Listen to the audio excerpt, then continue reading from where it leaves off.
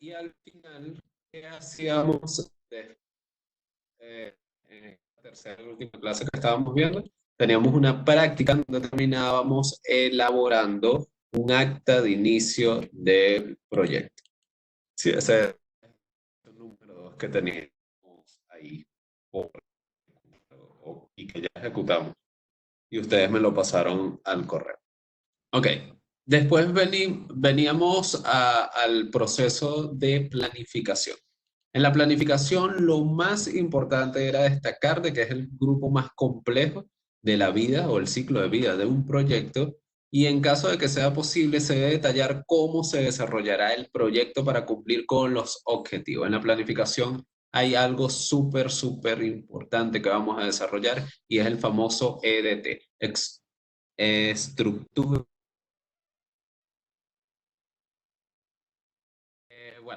Más allá de eso, hay 24 procesos para la planificación del proyecto. No vamos a abarcar todos los procesos, pero sí vamos a tocar lo más importante, incluyendo la estructuración del EDT.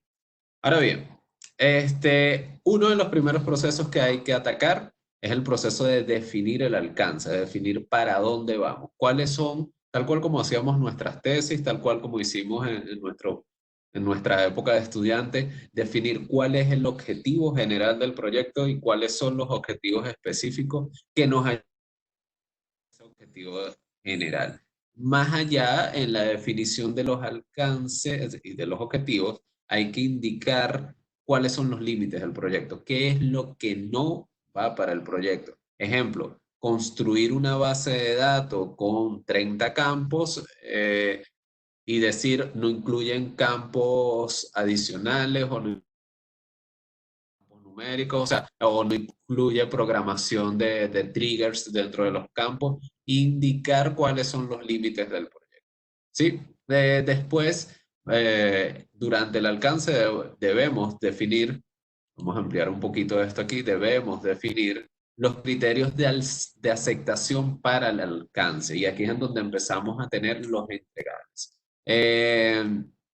¿Bajo qué condiciones se acepta o no un alcance o un objetivo específico alcanzado?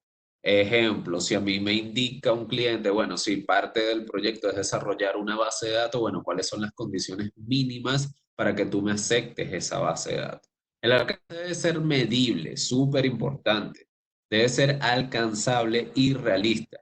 No es que si, por ejemplo, estamos en un proyecto donde indiquen, bueno, construir un carro deportivo rojo, nosotros vamos a decir, ah, bueno, dentro de uno de los objetivos específicos del proyecto y en la definición del alcance, uno es que el carro va a tener un motor V12 eh, B12 y de alguna forma u otra lo vamos a tener en un mes. No, es imposible construir un motor 12 cilindros en un mes o menos, ¿no? Entonces, esto es lo importante de que sea realista y alcanzable y medible. Súper importante. Medible, cuando hablamos de medible, que de alguna forma, y aquí va muy asociado con el siguiente punto, debe ser tangible. No se deben aceptar alcances subjetivos. De que no, tranquilo. Eso es lo que está en el alcance. Eso es lo que habíamos diseñado. Por ejemplo, hay un entregable muy normal que es el diseño, qué sé yo, de la solución. O el diseño de una rueda, si es un proyecto de un carro, el diseño de la carrocería. No puede ser algo así de que, no, el diseño. Sí, tranquilo, el diseño está en mi mente. No, eso no es medible. Lo que está en la mente del diseñador no lo podemos medir. Pero sí es medible que me hagan un documento con el diseño. Eso sí se puede medir. Entonces, bueno, el alcance de contener solo elementos que sean tangibles, que podamos visualizar, que podamos tocar. Ok, lo siguiente es levantar durante el alcance, levantar los requerimientos, determinar y documentar las necesidades de los involucrados para alcanzar los objetivos del proyecto. Acuérdense que, bueno, vamos a tener varios objetivos específicos general del proyecto, ejemplo, construir carros, construir una casa, hacer un software de administración o de contabilidad, cualquier. Pero lo importante aquí es que hay que levantar esos requerimientos que me van a ayudar a cumplir ese objetivo final del proyecto. Este, Más allá de eso, vamos a tener lo que es crear un EDT o WBS, estructura desagregada de trabajo. Aquí vamos a hacer bastante en cómo estructurar un EDT. La estructura desagregada de trabajo la vamos a ver más adelante, pero está encabezada por ese objetivo principal del proyecto, ese producto final, un carro grande, rojo, deportivo, lo que sea, o una casa de dos puertas. Bueno, sí, puede tener dos puertas la casa, una casa de... Van a ver que el EDT está con el producto macro arriba y después todas esas fases o todos esos productos que nos van a ayudar a tener el objetivo final, ¿sí? Y incluyendo las tareas para poder llegar a eso. No se puede, bueno, antes de que me vaya esto al siguiente punto, estos productos se van a subdividir en lo más pequeño posible, pero un equilibrio entre subdividir en tareas tan detalladas a veces no es tan bueno. Es un equilibrio que debemos lograr entre dividir entre tareas, pero que sean manejables. O sea, tampoco es que si hay que construir una columna, una de las tareas para la construcción de esa columna vaya a decir clavado del clavito número 3 en la esquina, la coordenada 3.3. No, algo tan específico hace inmanejable los EDT, las estructuras desagregadas de trabajo. Hay que mantener un equilibrio entre la definición de tareas y qué tan detallado va a ser eso para nosotros poderlos manejar de una forma común. No se puede realizar cambio alguno sin su justificación en el alcance y aprobación. Los cambios se tratan a través de un proceso llamado control de cambio. Esto está definido, este proceso, dentro de lo que es el PMBOK. Tiene una documentación asociada que, si no me equivoco, se las pasé o se las puedo volver a pasar, pero más allá de eso, es importante que cualquier cambio sea justificado y aprobado por el cliente.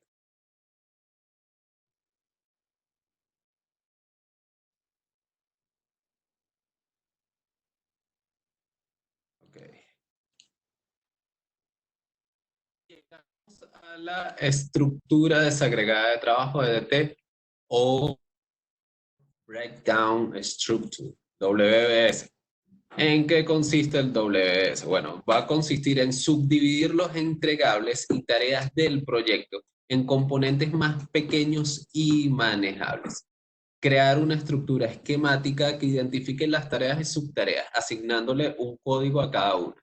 Ejemplo, si tenemos la tarea macro, el producto macro de todo proyecto, ejemplo, construir un carro, va a tener un código cero, pero la fase uno va a tener un código uno y las actividades dentro de esa fase uno va a tener un 1.1, 1.1.1, 1.2, 1.3 y así. Eh, Dependiendo de la posición que ocupa dentro del esquema. Ahí los WBS o los EDT se dividen y dependiendo de su complejidad se dividen en niveles. Y mientras más complejos son los niveles, más complejos son los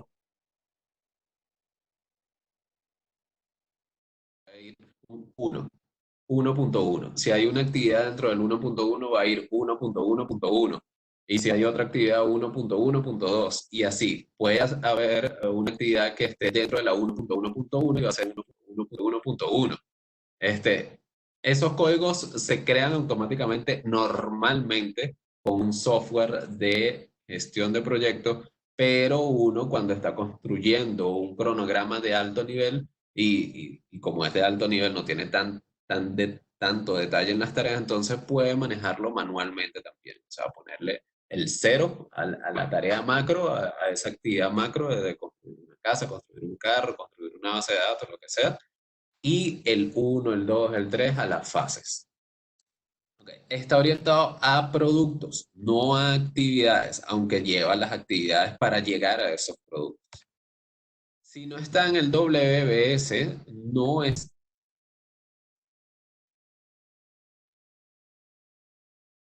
se subdividen los productos hasta que no puedan ser subdivididos en productos menores. Pueden, pueden o deben ser estimados de manera razonable. Aquí se pone ciertas estimaciones, normalmente estimaciones a nivel de esfuerzo, cuánto me lleva construir este entregable, cuánto me lleva construir este producto. Aquí hay un término que lo usan como SIM, vamos a poner cuál es la igualdad o cuáles son los términos que lo usan como SIM, y es, perdón, y es producto y entregables. Dentro de un proyecto hay muchos productos que me van a ayudar a construir ese producto definitivo, ¿no? Entonces, cuando vean que uno usa producto entregable, estamos hablando exactamente de lo mismo. Pueden ser estimados de manera razonable, pueden, o es que pueden ser ejecutados sin interrupciones, súper importante si tienen algún tipo de interrupción, sí, sigue siendo parte del WBS, pero lo bueno es que una actividad, un producto puede ser ejecutado sin interrupción. O sea, cuando comenzó, continúa hasta que finaliza ese producto.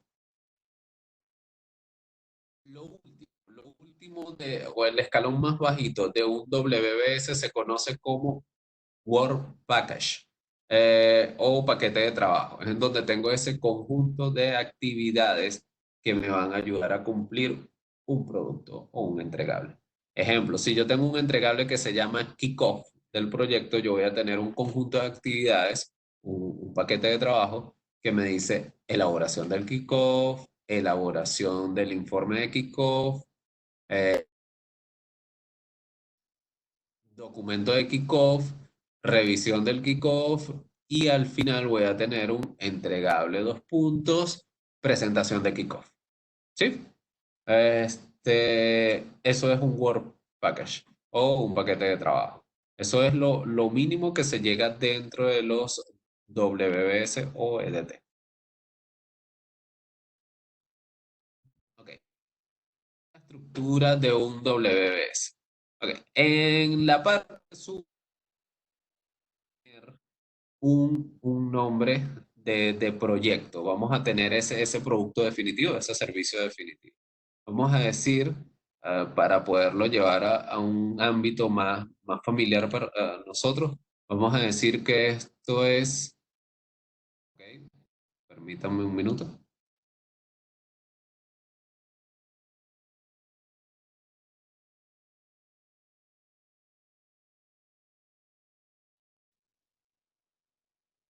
Vamos a decir que esto es que es la construcción de un carro, ¿no? Entonces aquí vamos a poner que nivel cero de toda esta estructura, vamos a ponerlo en otro color.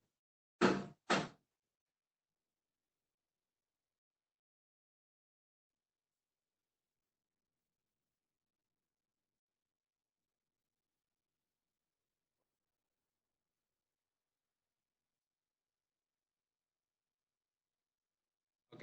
Aquí vamos a tener una fase uno que tal vez sea, qué sé yo,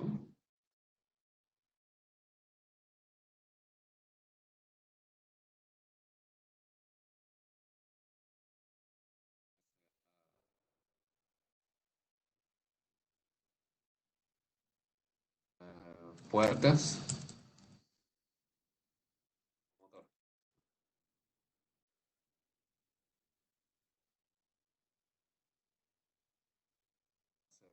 que diga carrocería,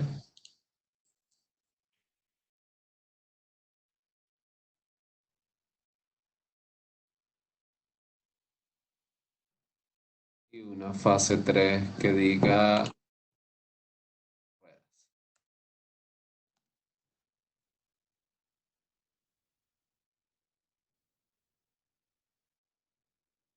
Dentro de la fase uno nosotros, por ejemplo, vamos a determinar o vamos a definir cuáles son esas tareas que me van a llevar a ese producto o ese subproducto que es un motor. Un ejemplo, una tarea es la 1.1, eh, construcción del cigüeñal, por decir.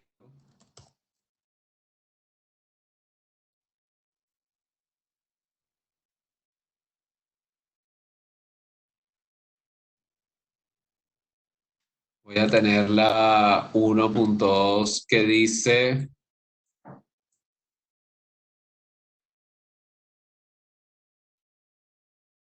construcción de la cámara de combustión y así sucesivamente en la fase uno.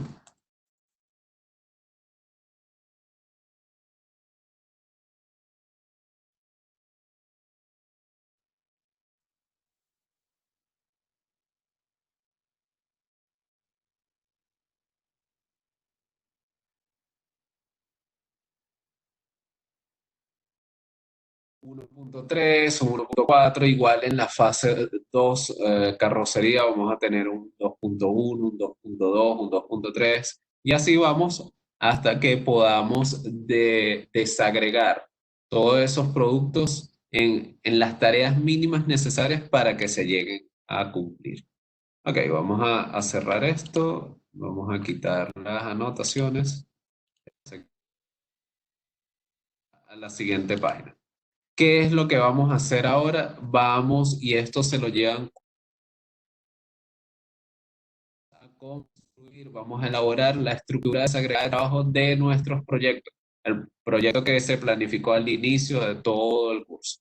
Bien sea implementar un software o crear una base de datos, bien sea un emprendimiento, bien sea un nuevo producto farmacéutico. Ese proyecto que tienen ahí le van a crear la estructura desagregada de trabajo.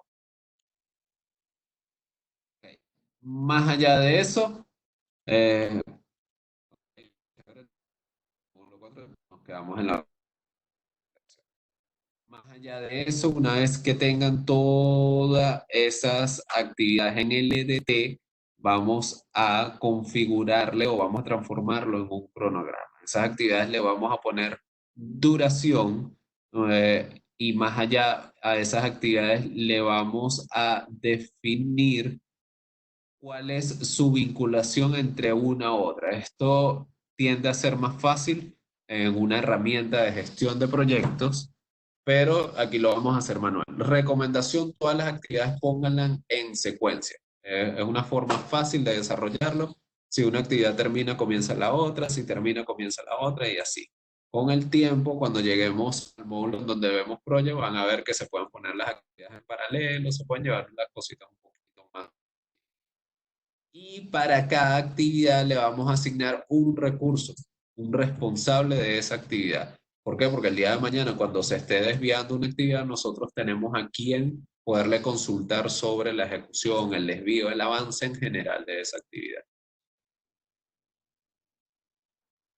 Ok, la planificación de recursos la vamos a hacer a un nivel bastante básico, bastante sencillo, ya que hemos identificado los intereses en el proyecto. Es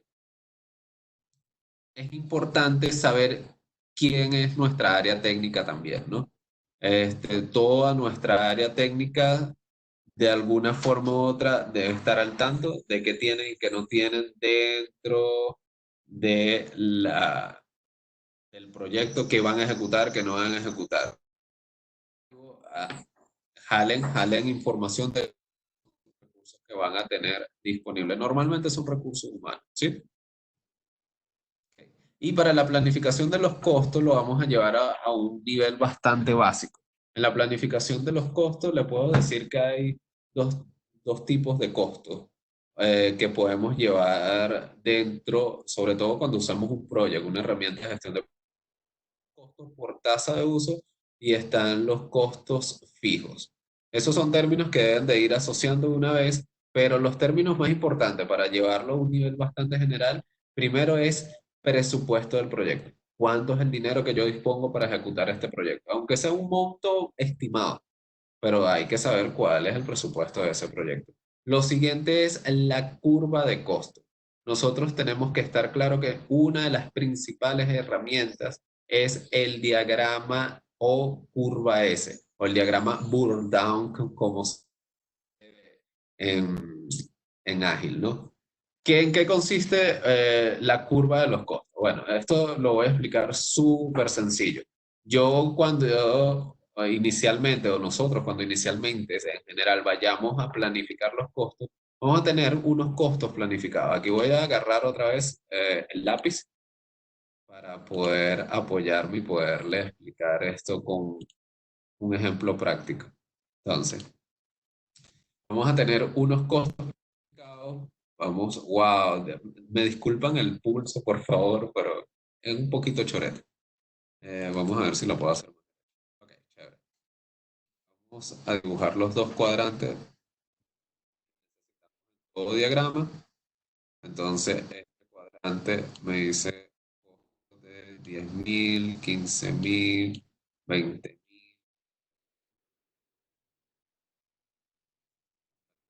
números y aquí mes uno, mes 2,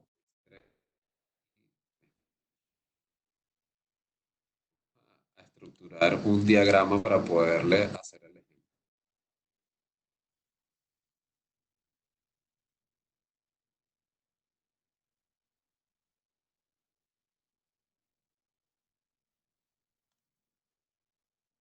2,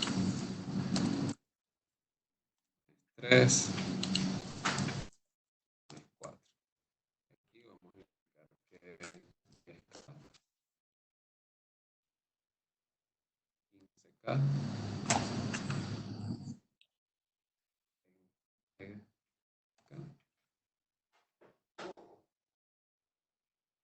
25.000. Ok, entonces, vamos a tener una curva S planificada. Yo digo que, bueno, empezamos toda la curva empieza desde cero. Digo que el primer mes yo voy a gastar $10.000. Vamos a indicar que las monedas son. Después, el segundo mes voy a gastar como unos 11.000, $12.000. El tercer mes voy a gastar 15.000, un poquito más allá de $15.000. Y el cuarto mes voy a gastar como unos 21.000, $22.000. Esa va a ser mi curva de costo, mi planificación de costos, valga la redundancia, planificada inicial. Esta va a ser nuestra línea base. Pero la realidad es ejecutarse de otra forma. Y aquí es en donde empezamos a tener la curva, este, digamos, real, actual. Indicamos que el primer mes, bueno, yo no, no estuve acorde a la planificación y el primer mes gasté de una vez $15.000.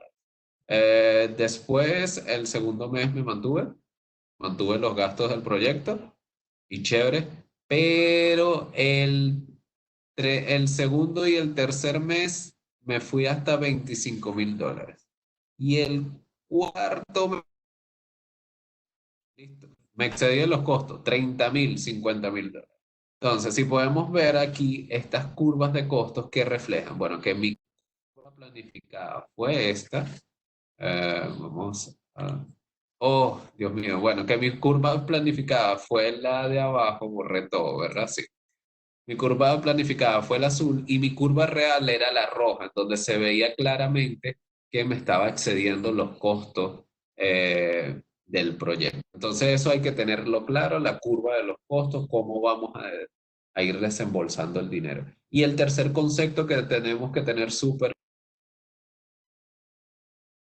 rápida, súper efectiva y que la tengamos clara en nuestra mente es el flujo de caja del proyecto. Todo proyecto tiene un flujo de caja, bien sea una caja chica, que pudiera ser, no sé, bien sea un monto que te dijeron, mira, aquí toma $1.000 y cada vez que necesites, saca esos $1.000.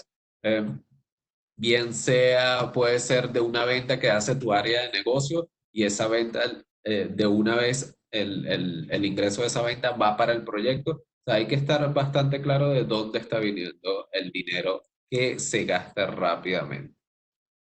Ok, y hasta la planificación de los proyectos. Con el profesor Gilberto Saavedra van a entrar muchísimo, muchísimo a nivel de detalle en la planificación del proyecto. Pero lo más importante es que ustedes sepan y entiendan cómo es que se hace un EDT. Por tal motivo. La tarea principal, la tarea número uno va a ser que me envíen a más tardar el día viernes en la noche, ¿sí? Un EDT lo suficientemente aterrizado como para que yo diga, wow, qué bonito quedó esa estructura desagregada de trabajo. Y como para que yo pueda evaluar y les pueda decir, mira, te faltó esto o estuviste excelente en esto, más allá de decirles qué bonito quedó, ¿no? Para que yo les pueda indicar cuáles son los puntos de mejora y si no hay puntos de mejora, bueno, chévere, aunque yo creo que todos tenemos puntos de mejora. Entonces, bien, esa va a ser la actividad. De todas formas, yo ahorita se los comento por el grupo. Muchísimas gracias, muchísimas gracias por la atención, por la dedicación y por el compromiso que han mostrado en el curso. Los dejo en muy buenas manos y más allá de estar en muy buenas manos, van a tener un profesor de primera calidad con bastante experiencia, muchísima experiencia. Son muchos años, no le vayan a preguntar la edad, por favor. Entonces, bien, nada, nos estamos viendo. Cualquier duda queda disponible por el WhatsApp y saludos, chaito.